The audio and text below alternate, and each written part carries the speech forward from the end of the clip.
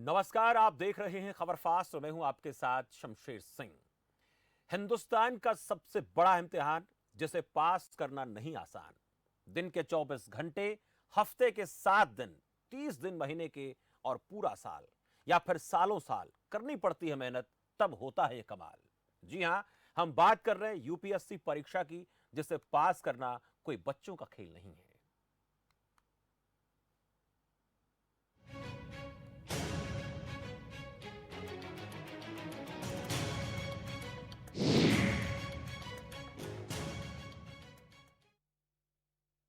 संघ लोक सेवा आयोग यानी यूपीएससी ने मंगलवार को सिविल सेवा परीक्षा 2019 का अंतिम परिणाम जारी कर दिया। परीक्षा में हरियाणा के सोनीपत जिले के प्रदीप सिंह ने पहला स्थान हासिल किया। दिल्ली के जतिन किशोर ने दूसरा और यूपी के सुल्तानपुर की प्रतिभा वर्मा ने तीसरा स्थान हासिल किया। कुल 829 प्रतिभागियों की भारतीय प्रशासनिक सेवा यानी आईएएस, भारतीय विदेश सेवा यानी आईएफएस, भारतीय पुलिस सेवा यानी आईपीएस सहित अन्य लोक सेवाओं के लिए सिफारिश की गई है। यूपीएससी सिविल सेवा परीक्षा 3 चरण, प्रारंभिक, मुख्य और साक्षात्कार में आयोजित की जाती है। मुख्य परीक्षा और साक्षात्कार में प्रदर्शन के आधार पर फाइनल मेरिट लिस्ट जारी होती है। कुल मिलाकर यूपीएससी के इम्तिहान के तीनों चरणों को पार करना कड़ी मेहनत से ही संभव हो पाता है। और आज हम आपको यूपीएससी परीक्षा में सफलता हासिल करने वाले होनहारों से मिलवाएंगे, जो हम सबके लिए प्रेरक हैं। उनके सफलता के सफर की कहानी से आपको रूबरू करवाएंगे। रास्ते में आने वाली उन रुकावटों को भी वो हमारे साथ साझा करेंगे, जो उन्हें सफलताओं की सीढ़ियों पर चढ़ने से नहीं रोक पाई। हमारे साथ वो प्रतिभागी जुड़ेंगे जिन्होंने यूपीएससी की परीक्षा दी और उसमें वो पास हुए, और इस परीक्षा को पास करने के बाद उनकी तरफ से रिएक्शन क्या आ रहे हैं वो हम जानने की कोशिश करते हैं। हमारे साथ मनीष शर्मा हैं, वो जुड़ चुके हैं, जो रोहतक से, जिन्होंने यूपीएससी परीक्षा पास की है। 268वां रैंक उन्होंने हासिल किया है। पुणे में इस वक्त वो कार्यरत हैं। रोहतक से आते हैं। 4th अटेम्प्ट में उन्होंने ये सफलता हासिल की है। आयकर विभाग में इंस्पेक्टर के पद पर तैनात है पुणे में। अगर मैं गलत हूं तो मैं चाहूंगा कि मनीष, जो बातें मैंने कही हैं उसमें अगर कोई इधर उधर लगता है तो आप वो बातें बता सकते हैं। अगर मैं सही हूं तो फिर चर्चा को आगे बढ़ाते हैं। मनीष, बहुत बहुत स्वागत है आपका खबर फास्ट पर। चलिए, मनीष के साथ संपर्क हमारा टूट गया, बातचीत करेंगे। तो मनीष हमारे साथ जुड़ चुके थे, लेकिन थोड़ी टेक्निकल प्रॉब्लम आ रही है, हम दुरुस्त करेंगे, फिर बातचीत करेंगे। मनीष के बारे में बता दूं कि ये रोहतक से, हरियाणा का रोहतक शहर। 268वां रैंक उन्होंने हासिल किया है और चौथा अटेम्प्ट उनका रहा जिसमें उन्होंने सफलता हासिल की। फिलहाल वो पुणे में आयकर विभाग में इंस्पेक्टर के पद पर तैनात हैं। उनसे अब तक के जो अटेम्प्ट रहे, वो कैसे उन्होंने इस परीक्षा के लिए तैयारियां की, और हम चाहेंगे कि अपनी प्रेरक कहानी लोगों के साथ, दर्शकों के साथ साझा करें, और जो लोग इस परीक्षा को पास करना चाहते हैं उनके हौसले को किस तरह से ज्यादा बढ़ाया जा सकता है, और कैसे कैसे कठिनाइयां आती हैं उन पर पार पाना कितना मुश्किल है, कितना आसान है, जानेंगे। मनीष, बहुत बहुत स्वागत है आपका खबर फास्ट पर। बहुत बहुत धन्यवाद आपका। मनीष जी, पहले तो आपको बहुत बहुत बधाई कि आपने 4th अटेम्प्ट में यह सफलता हासिल की है। और किसी भी बड़ी परीक्षा में लगातार मेहनत करके ही सफलता हासिल की जा सकती है, कोई आसान काम नहीं होता। तो पहले आपकी मेहनत, आपकी रणनीति, आपके परिवार का सहयोग कैसे रहा, और कैसे कैसे आपने परीक्षा की तैयारी की, वो जानना चाहेंगे, क्योंकि बहुत से ऐसे लोग हैं जो इस वक्त आपसे प्रेरणा लेना चाहते हैं, आपसे जानना चाहते हैं कि कैसे आपने सब किया। मैंने 2011 में अपनी बीटेक पास करने के बाद जी। एरिक्सन में मैंने प्राइवेट जॉब की। हम्म। तो उसके बाद मुझे लगा कि भी मुझे जॉब ना छोड़ते हुए साथ में ही तैयारी करनी चाहिए। हम्म। मैंने 2013-2015 में मैं एग्जाम दिया। जी। पर उसके बाद फिर मैंने एसएससी सीजीएल में गया, और उसके बाद 2018 और 19 में मैंने दिया। मैं चौथे अटेम्प्ट में मैं इसको क्लियर कर पाया। हम्म। मैंने अपनी जर्नी में मैंने ये पाया कि जब हम कोई भी एग्जाम देने जाते हैं तो हमें किसी चीज का डर इसलिए होता है कि हम फेल ना हो जाए। हम्म।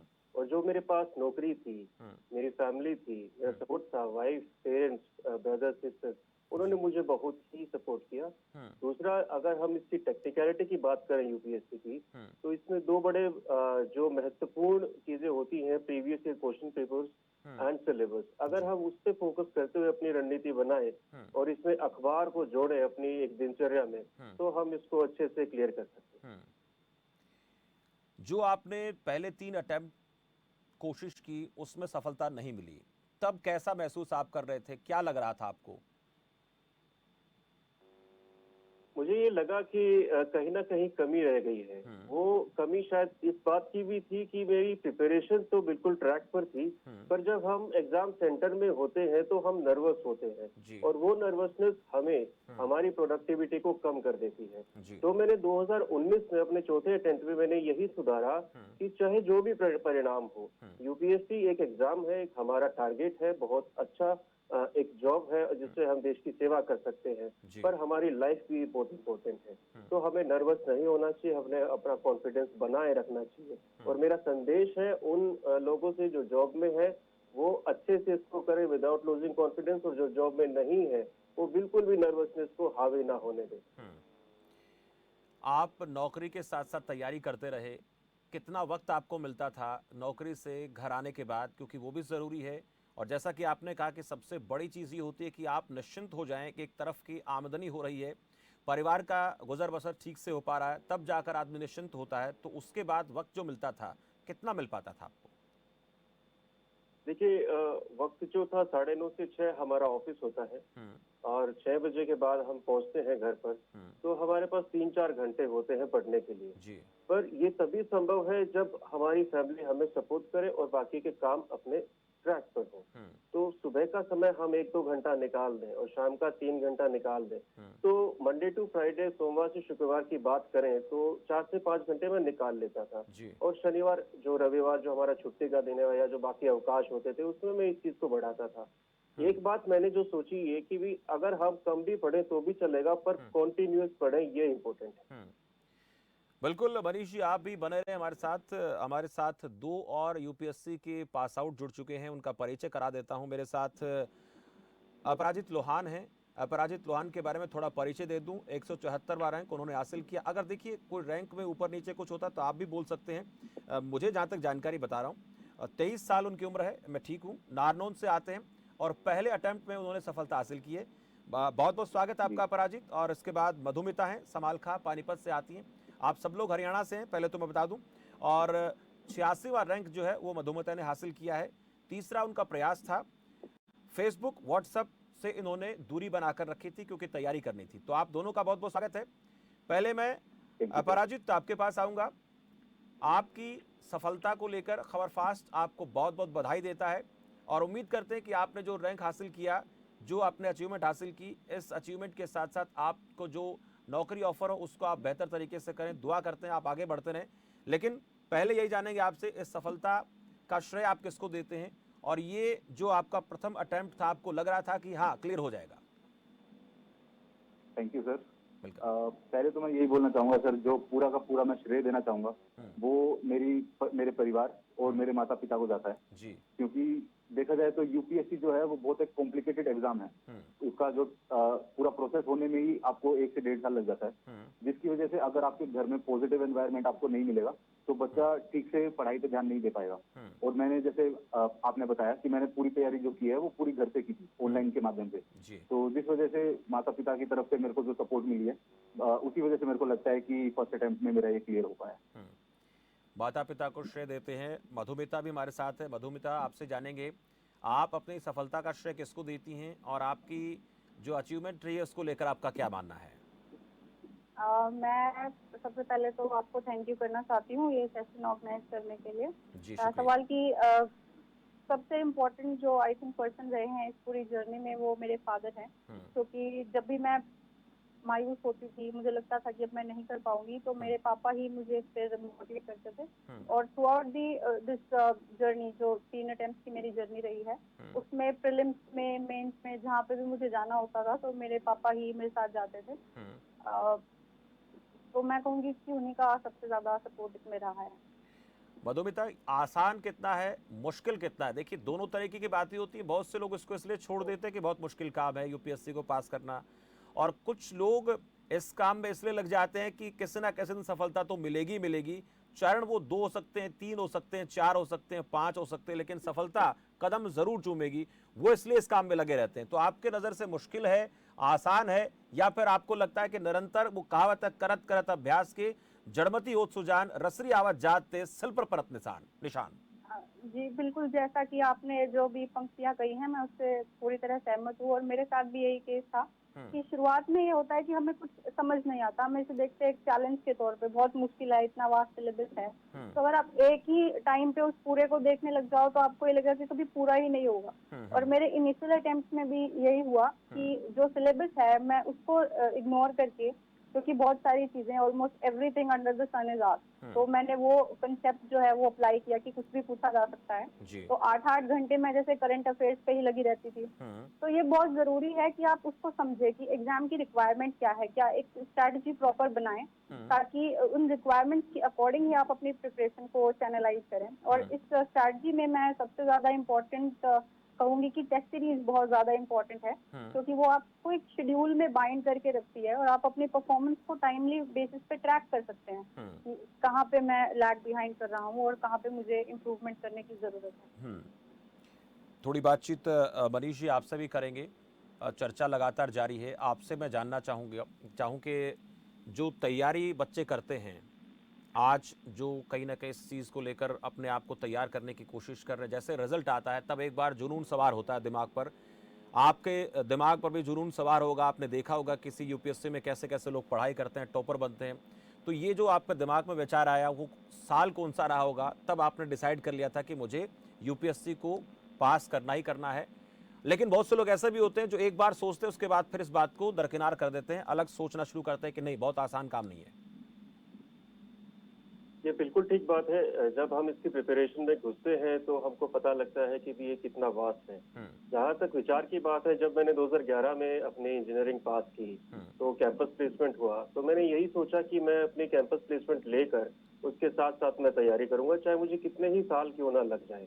क्योंकि अगर हमारे पास कोई जॉब हो और हम वो ज्वाइन ना करें और हम प्रिपरेशन करें, तो जाहिर है बहुत से ऐसे लोग हैं जो सक्सेस पा लेते हैं, पर बहुत से ऐसे भी हैं जो सक्सेस नहीं पा पाते। तो इसीलिए 2011 में जब ये मेरे विचार आया तो मैंने 13 और 15 में दिया, पर मैं उत्तीर्ण नहीं हो पाया। पर मैंने कॉन्टिन्यूसली इसको जारी रखा, सिलेबस पे फोकस किया, धीरे धीरे धीरे धीरे आते हुए 2018 में मैंने सीरियस अटेम्प्ट किया और 2019 में मैं इसको क्लियर कर पाया। कोई ऐसा मुश्किल दौर, ऐसा वक्त जो रहा हो, आप साझा करना चाहते हो सभी लोगों को जो इस वक्त हमें देख रहे हैं, सुन रहे हैं? कभी कभी ऐसा भी दौर आता है कि हमारे सामने चुनौती इतनी बड़ी आकर खड़ी हो जाती है कि हमारे लिए आसान नहीं होता उस चुनौती से जूझना, उससे लड़ना। ऐसा कोई वक्त नजर आया, ऐसा कुछ लगा आपको अपने जीवन काल में अपने इस तैयारी के दौरान? मैं अगर अपनी बात करूं तो जैसे कि मैं जॉब में भी हूं और मैं मैरिड हूं और 3 साल का बेटा है, जो कि मैं बहुत फॉर्चुनेट हूं इतनी गुड फैमिली के साथ। और उसके बाद तैयारी करना, तो ये कहना सही है कि हर सप्ताह या महीने आदमी सोचता है कि भी हम बहुत ज्यादा घिरे हुए हैं, पर जब हम ये सोचते हैं तो हमको ये लगता है कि हमें छोड़ देना चाहिए। पर लेकिन ये बात मैंने हमेशा ध्यान रखी, अगर मैं आज छोड़ता हूँ तो क्या मेरी पिछले 6-7 साल की मेहनत उसका क्या। तो इसीलिए वही चीज आई दिमाग में और मैं उसको नहीं छोड़ पाया। दिक्कतें आई, इसलिए टाइम मैनेजमेंट बहुत जरूरी है। टाइम को मैनेज करके चलिए और slow and steady wins the race. It's not intensity, ये इंटेंसिटी का खेल नहीं है। ये धीरे धीरे करके हम इसको ऑर्गेनाइज तरीके से अगर तैयारी करेंगे और दिमाग में कोई बैकअप होगा तो हम इसको अच्छे से पा सकते हैं। मैं एक बात इसमें ऐड करना चाहूंगा, पॉजिटिविटी एंड कॉन्फिडेंस, ये बहुत जरूरी है। ये केवल मेंस तक का सफर नहीं, हमको इंटरव्यू भी पार करना है। तो ये दो चीजें बहुत महत्वपूर्ण है। बहुत सही बात आपने कही। मनीष जी, अपराजित से भी थोड़ा जानेंगे। अपराजित, कौन सी ऐसी समस्या आपको नजर आई? क्योंकि बड़े इम्तिहान पास करने के लिए, बड़ी लड़ाई लड़ने के लिए, बड़ी सफलता हासिल करने के लिए चुनौतियां उतनी ही बड़ी सामने होती हैं। इसलिए उन चुनौतियों से मुकाबला करना, उनसे मुकाबला करने के बाद सफलता हासिल करना, तो सफलता का जो स्वाद है वो दोगुना हो जाता है। आपके सामने क्या कुछ ऐसी परेशानी आई जो आपने अपनी तैयारी के दौरान झेली हो, जो आप बताना चाहते हो कि ऐसा सबके साथ होता है, किसी एक के साथ नहीं होता? जी बिल्कुल। जो यूपीएससी का एग्जाम है, जब मैंने इसके बारे में पहले पता करना शुरू किया, कि जब मैंने तैयारी करने की सोची, तो उस टाइम पे मुझे सब लोगों से सिर्फ यही सलाह मिलती थी कि अगर आप इसके अंदर लग जाओगे तो ये आपको 3 साल 4 साल 5 साल आपकी लाइफ के आपको इसे अच्छे से कंट्रीब्यूट करना पड़ेगा। लेकिन मैंने अपनी बहन से मोटिवेट होके, जिन्होंने खुद एमडी का जो एग्जाम होता है उसको 1 साल में क्लियर किया, तो मुझे भी यही लगा कि ऐसा एग्जाम नहीं हो सकता है जो कि फर्स्ट अटेम्प्ट में क्लियर नहीं किया जा सके।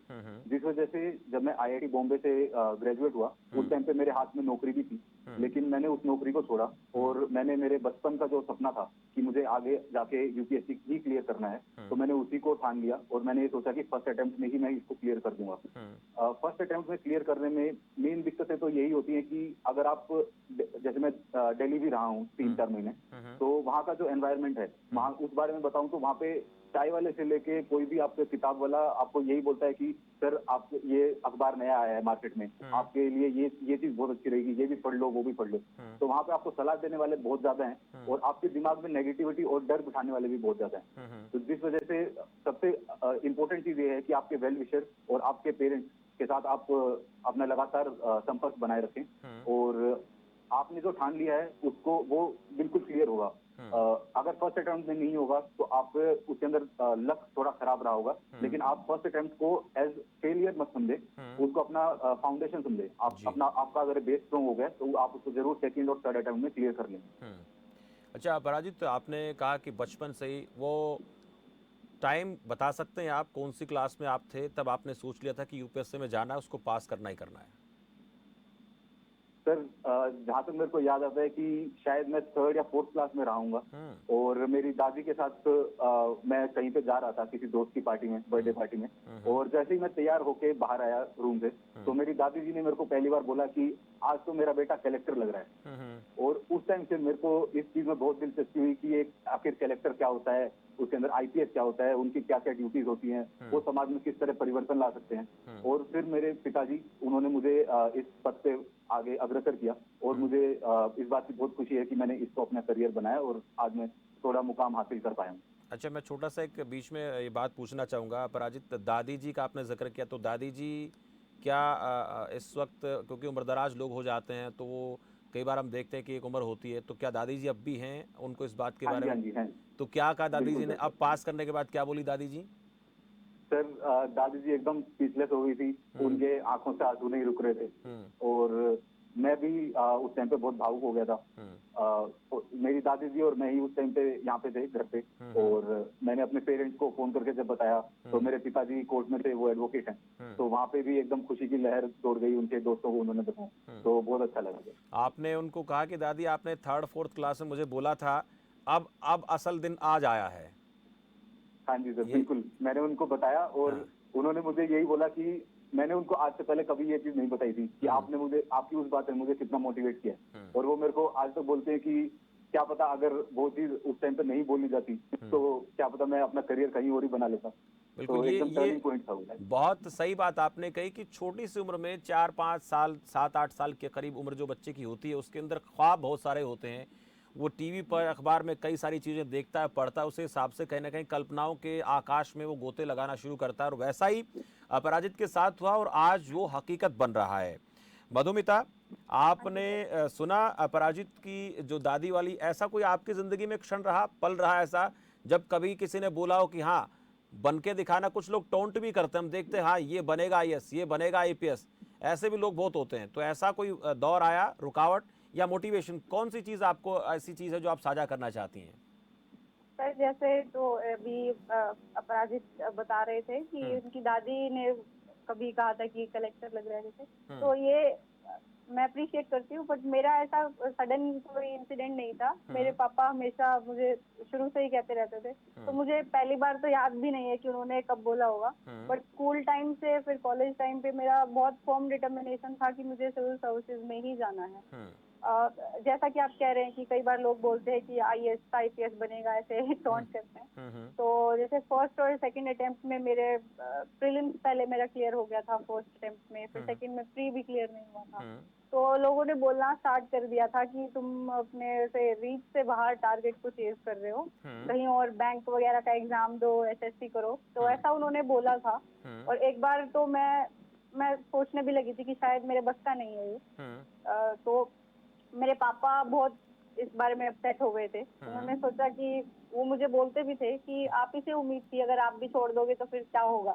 तो यही बात सोच के फिर मैंने ये 3rd अटेम्प्ट में मैं वापस से दिल्ली गई, मुखर्जी नगर, और पूरी जितने भी मैं फोर्स लगा सकती थी इस बार मैंने पूरी अपनी फोर्स के साथ इस टारगेट को चेज किया है।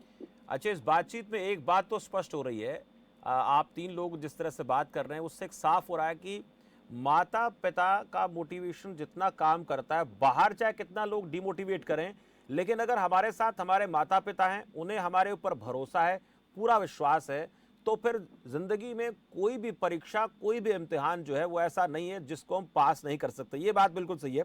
मधुमिता जी, आपका एक और जो मुझे कुछ सुनने को मिला, फेसबुक व्हाट्सएप तक को आपने जो है अपनी जिंदगी से हटा दिया था। आपको लग रहा था कि इन चीजों पे ज्यादा हम अगर ध्यान देंगे तो काम में, हमारी पढ़ाई में बाधा आएगी, तैयारी में दिक्कत आ सकती है। जी, मैं शेयर करना चाहूंगी कि जब मैं इस अटेम्प्ट के लिए दिल्ली वापस गई थी, रिजल्ट प्रीलिम्स का हमारा जो 18 का आया था, तो उसके एक दिन बाद ही मैं दिल्ली वापस चली गई थी। जी। वहाँ पे मैंने टेस्ट सीरीज ज्वाइन की, बट मुझे तब भी उस टाइम भी अपने ऊपर इतना कॉन्फिडेंस नहीं था कि मेरा हो जाएगा, तो मैं बहुत डिस्ट्रैक्टेड रहती थी। जैसे ही मैं टेस्ट दे के वापस आती थी, तो वही कुछ टाइम ऐसे सोचते थे कि रेस्ट करेंगे, तो रेस्ट पे फिर यूट्यूब खोल लिया, तो एक वीडियो देखा तो दूसरा वीडियो, फिर तीसरा वीडियो, फिर चौथा वीडियो, ऐसे कर करके उसमें 2-3 घंटा निकल जाता था। तो फिर मैंने ये 1 हफ्ता चला मेरे साथ, तो मुझे लगा यार ऐसे तो बर्बाद हो जाएगा सारा टाइम। तो मैंने फिर actually I swore in the name of my parents कि मैं इसको यूट्यूब वगैरह को और फेसबुक को मैं नहीं चलाऊंगी। और प्रीलिम्स तक तो मैंने बिल्कुल ही बंद किया हुआ था। तो प्रीलिम्स के बाद जो 2-3 दिन थोड़े ऐसे निकले थे कि आप बहुत एंग्शियस होते हो कि पता नहीं क्या इसमें रहा होगा, प्रीलिम्स का नहीं पता चलता है। तो उस फेज में मैंने एक 2-3 मतलब देखा ये सब, पर उसके बाद फिर से मैंने अपना वो जो प्लेज था कि सोशल मीडिया से दूर रेडियो कर दिया। तो जब तक मेन नहीं हुआ मैंने नहीं ये कोई ऐसा नहीं चलाया। बट इसके बाद फिर इंटरव्यू की प्रिपरेशन के लिए यूट्यूब काफी हेल्पफुल थी, क्योंकि मॉक इंटरव्यूज वगैरह हमें देखने होते हैं उसमें। यानी बहुत जरूरी कामों के लिए आपने इसका इस्तेमाल किया, बाकी और जो गैर जरूरी चीजें होती हैं उनको, उनसे आप दूर रही। एक छोटा सा सवाल और, इस पढ़ाई को लेकर, तैयारी को लेकर ये कहा जाता है कि बहुत लंबा वक्त लग जाता है, किताबों का खर्च बहुत ज़्यादा होता है, पत्रिकाओं का खर्च बहुत ज़्यादा होता है, तो आज के दौर में क्या इतना ज़्यादा ये कठिन है अरेंज करना? हर किसी के बस की बात नहीं होती, लेकिन फिर भी कॉस्टली की बात करना चाहूँगा, तैयारी को लेकर क्या बहुत ज़्यादा खर्च इस पर होता है, या फिर कोई भी आम घर का बच्चा ये तैयारी कर सकता है? देखिए, मेरे हिसाब से कोई आम घर का बिल्कुल तैयारी कर सकता है, बट आपको वो सोर्सेज पता होने चाहिए।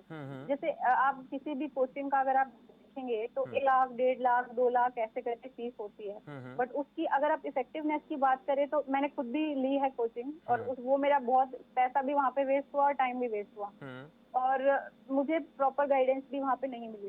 तो मैं यही कहूंगी कि ऑनलाइन जो सोर्सेज हैं, आप देखिए जो टॉपर्स के इंटरव्यूज होते हैं या फिर वो ब्लॉग लिखते हैं, उन्होंने प्रॉपर मेंशन किया हुआ है एक एक सोर्स कि किस सब्जेक्ट के लिए आपको कौन सा सोर्स फॉलो करना है। आप वो ले आइए मार्केट से उठा के, और अपने घर पे बैठ के आप उसकी रिविजन करिए, आप टेस्ट लगाइए। मेरे ख्याल से इससे ज्यादा आपको कोई जरूरत नहीं है। यानी बहुत ज्यादा अगर रास्ता पता हो, तरीका पता हो, तो फिर इस पर खर्च करने की लाखों रुपए कोचिंग के ऊपर खर्च करने की जरूरत नहीं है। मनीष जी, आपसे पूछूं, क्या ऐसा पॉसिबल है आज के दौर में, ये चीजें हो सकती हैं? और एक छोटा सा इस बीच ये भी मैं जोड़ना चाहूँगा, जो भी मैं मधुमिता जी से बात कर रहा था एक प्रसंग को लेकर, तैयारी को लेकर, तो वो भी आपसे जानेंगे, लेकिन पहले यही समझेंगे कि ये जो खर्च है आज के दौर में, वो कितना आपको ज़्यादा लगता है कि होता है या नहीं होता, या फिर खुद भी तैयारी कर सकते हैं घर बैठकर, बाहर जाने की ज़रूरत नहीं है? मेरा ये मानना है, यूपीएससी ने एक वो अपना स्टैंडर्ड बरकरार रखा है कि भी कोई भी गरीब से गरीब या रिमोट से रिमोट एरिया में कोई भी बच्चा है तो वो उसकी तैयारी भी कर सकता है और उसमें अच्छी रैंक भी ला सकता है। जैसे कि अगर हम अखबार, एक स्टैंडर्ड अखबार डेली पढ़ें, रोज पढ़ें, तो वो हमको परीक्षा में बहुत हेल्प करेगा। स्टैंडर्ड जो बुक्स हैं, एनसीईआरटी की किताबें हैं, इसको पढ़ के हम अपना बेसिक्स तैयार करें तो बहुत मदद करेगा। उसके बाद जो स्टैंडर्ड ऑथर्स की बुक्स रह जाती हैं ऑप्शनल सब्जेक्ट्स के लिए, उसको हम पढ़ें, तो ये सब में मुझे नहीं लगता कि कॉस्ट ज्यादा है। हालांकि ये सही है कि ये कंपटीशन है, तो अगर हम ज्यादा से ज्यादा रिसोर्सेज अपने साथ रखें और अपना जो तैयारी का तरीका है वो ऐसे रखें कि भी हमको ये परीक्षा पास करनी है, ना कि सब कुछ पढ़ना है। पढ़ना भी ऐसे कि भी क्या सिलेक्टिव चीजें हैं, तो ये सबको देखते हुए, और previous year question papers, test series बहुत अच्छी चीज है, करनी भी चाहिए, पर जो स्टैंडर्ड ऑफ क्वेश्चंस जो हमें प्रीवियस ईयर से मिलता है वो टेस्ट सीरीज से भी मिल पाए ऐसा संभव भी है और शायद संभव भी नहीं है। तो हमको ये सब चीजें देखते हुए मुझे लगता है ज्यादा कॉस्ट नहीं है, एक अपना पूरा एक दिनचर्या ऐसी बनाई जाए जिसमें स्टैंडर्ड चीजें पढ़ी जाए। और आजकल भी जब बच्चे सब कुछ पढ़ लेते हैं तो उन्हें पता लगता है कि back to basics is the only one thing, जिसमें वो अखबार पढ़ें, एनसीईआरटी पढ़ें, स्टैंडर्ड ऑथर्स की किताबें पढ़ें, इसी से ही ये एग्जाम क्लियर हो सकता है। चलिए, एक और छोटा सा आपसे सवाल पूछना था, आपने भी क्या सोशल मीडिया से दूरी बना ली थी मनीष जी? मैंने तो नहीं बनाई थी, क्योंकि मेरा ये मानना है लाइफ में सारी चीजें इम्पोर्टेंट है। हालांकि सबके अपने अपने तरीके होते हैं पढ़ने के, चीजें हासिल करने के। मेरा बेटा 3 साल का है, वो आज भी ये कहता है पापा आप जाओ पढ़ लो। तो अगर बेटा है और शादी भी है, फैमिली भी है, नौकरी भी है, तो सोशल मीडिया भी था मेरी लाइफ में, सब चीजें थी।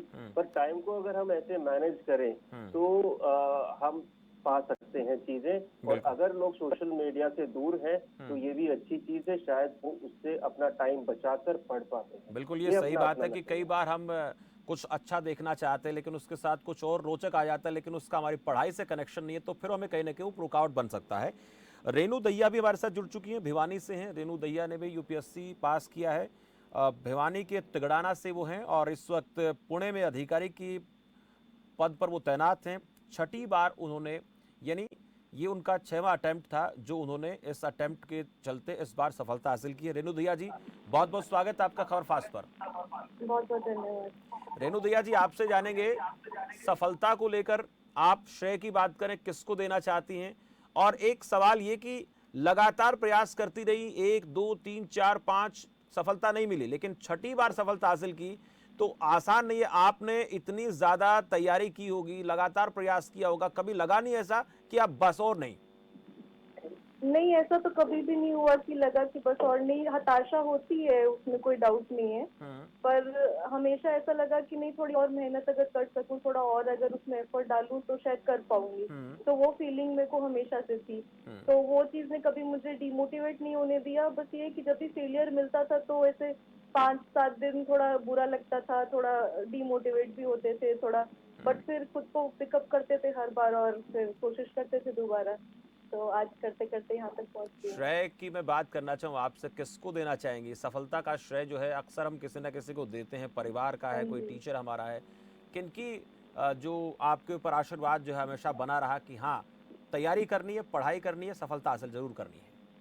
हाँ जी, मेरे पेरेंट्स का ही सबसे ज्यादा सपोर्ट रहा है, सबसे ज्यादा मेरी मम्मी का रहा है। मेरे को कॉन्स्टेंटली उन्होंने 6 बार देखा है कि मैंने कितनी मेहनत करी है, कितनी मैंने पढ़ाई की है, और उनका ही शायद हौसला था कि जिस कारण से मेरा हौसला नहीं टूटा।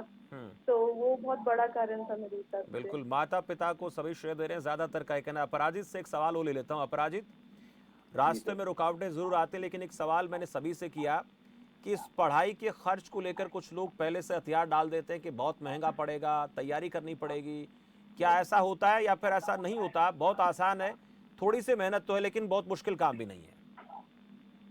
सर बिल्कुल, मैं एग्री करता हूं आपसे कि जो यूपीएससी के बारे में अभी काफी अफवाह ज्यादा फैला रखी हैं, जिसकी वजह से काफी जो बच्चे जो कैपेबल हैं वो इसकी तरफ ट्राई भी नहीं करना चाहते। ट्राई करने से पहले ही वो हथियार डाल देते हैं, जैसे आपने कहा। तो और आज के जमाने में तो मैं बोलूंगा सर, जो ऑनलाइन सोर्सेज, जैसे मैम ने भी बताया, ऑनलाइन सोर्सेज आपके पास इतने ज्यादा अवेलेबल हैं, that is also free of cost. और आपको टॉपर से डायरेक्ट जो उनके ब्लॉग्स हैं, उनकी जो वीडियोस हैं यूट्यूब के ऊपर, आपको फ्री में इतना ज्यादा मटेरियल मिल जाता है, जो कि अगर आपको मिल रहा है उतने सोर्सेज आपके लिए इनफ हैं।